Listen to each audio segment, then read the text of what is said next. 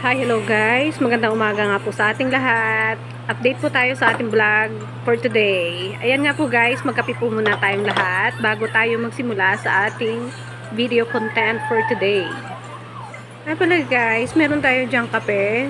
Tapos meron ding tinapay.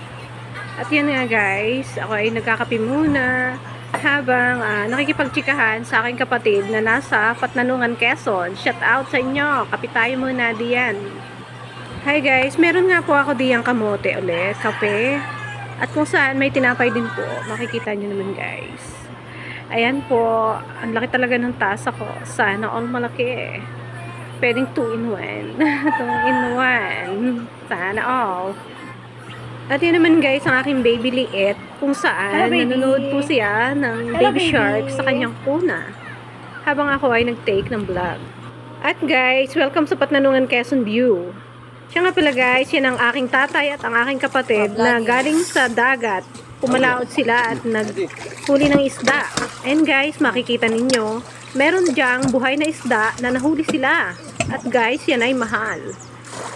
Yan nga pala guys, ay huli sa kitang. At ayun nga guys, yung batang yan ay anak ng aking kapatid. At ang tatay ko naman ay busy pagkuha ng isda habang ayan, binibidyo ng aking kapatid na si Bina. And guys, sana all fresh ang ulam. Guys nga po pala, matagal na pong magkikita ng tatay ko. Diyan po talaga niya kami pinalaki. At sabi ko nga guys sa aking kapatid na nag-take ng video na yan, ay pasahan ako para nga po ma-share ko din sa inyo ang huli ng isda ng father ko. At taga dyan naman po talaga kami guys. Patnanungan, Quezon, sa part po ng Sitio, Sinintan. Dap-dap. Ayan, dap-dap ang pulo kung tawagin guys. At guys, wow, sana ang sarap ng isda oh. Namimiss ko na talagang umuwi guys. At yan nga po sa parting iyan, habang kinukunan ng video ng aking kapatid na si Bina, ang kanyang asawa na si Manny ay talagang sulit talaga ang aking panunood. Talagang ako mismo ay na-inspire at na-miss ko talaga ang sariwang isda na talagang kakahuli pa lang guys. Ayan. At ang aking kapatid nga po, ayan, nakahuli nga po sila ng buhay na isda sa huli sa kitang guys yan. Ang gamit lang nilang paglaot guys sa bangka ay sibiran. Kung tawagin sa amin bangka na maliit guys. Yan guys, tagariyan nga po talaga kami. Namimiss ko na talagang umuwi. Sabi ko nga sa kapatid ko, pasahan lang muna ako ng video nga po. Katulad nga po nung nakikita nyo na to. Para naman kahit paano, mai-content ko rin sa aking vlog. Ayan nga po guys, ay bitilya kung tawagin sa amin. Bitilya yan guys. At yan yung mga halo na isda. Ayan, pwede na rin yung pang ihaw, pang sigang, pang prito. At sila guys ay kakadating lang talaga oh. Siguradong magkakape muna.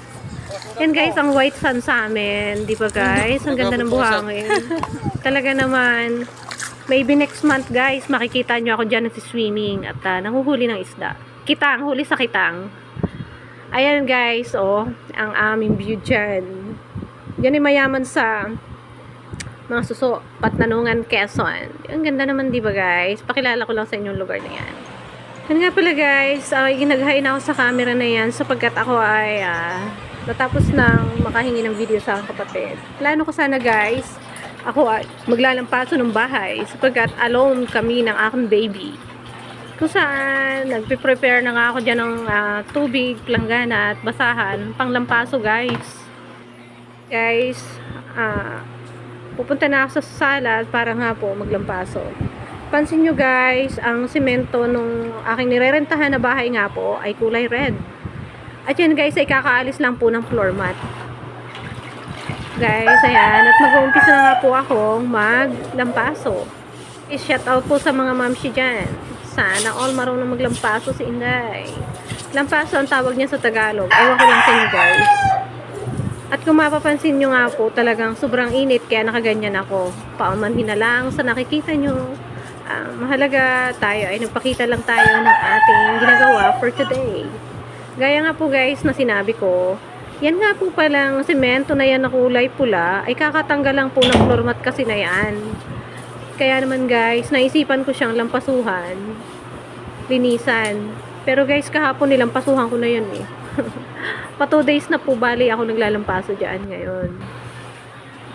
Guys, talagang kinuha ko ng yung basahan at ako'y tumayo na para nga po paa na lang gamitin ko kasi masakit talaga sa tuhod habang naglalampaso. Wala kasi tayong map talaga. Pero hindi pa nga pala ako nakakabili. Bakit nga ba nagpapakahirap, nagpapakamartir talaga ako? Sana all paa na lang ang gamitin. Uy, practice daw yan guys. Para nga po pala pang tanggal ng bilbil. Kasi ako nga po guys ay bantay bahay lamang din. At yan ang bag ng anak ko. Nahagi pa sa camera. Oh, yan diba guys? Malinis na. Uy, may kulang pa pala dun. Sana lampasuhin natin yan. Siya nga po pala guys, wala kasi ako extension sa taas kaya nakababa yung aking heater. Tapos po, dalawa na yung electric fan. Nakita nyo naman, mainit kasi talaga. At yung bintana ko naman, laging sara. At sobrang init nga guys. Sobrang napagod ako at pinawisan. Kaya nga sabi ko, pasok ako sa kwarto. At ayan, magpapalamig muna ako. Grabe. At yung anak ko nga po guys, habang ako may ginagawa, ay nasa kuna. Ayan na, tinanga pala ninyo. At ako'y pawisan na. Pagod na yan. Oy, please subscribe to my channel and hope you like and share. God bless guys. See ya again. Thanks for watching.